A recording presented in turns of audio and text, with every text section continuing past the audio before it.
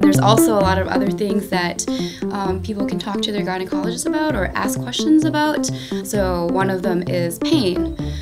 So if you have pain with your periods, or if you have pain with intercourse, or if you have pain just outside of your periods, so like lower abdominal pain or pelvic pain, those are symptoms to discuss or to ask your gynecologist.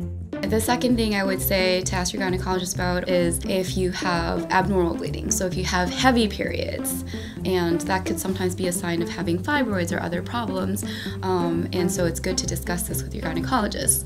Probably the third thing I feel like is probably one of the most important things is really just to ask questions to your gynecologist. We've definitely heard it all, and that's what we're here for, is to answer your questions, to help educate you or to empower you to take care of yourself and of your health.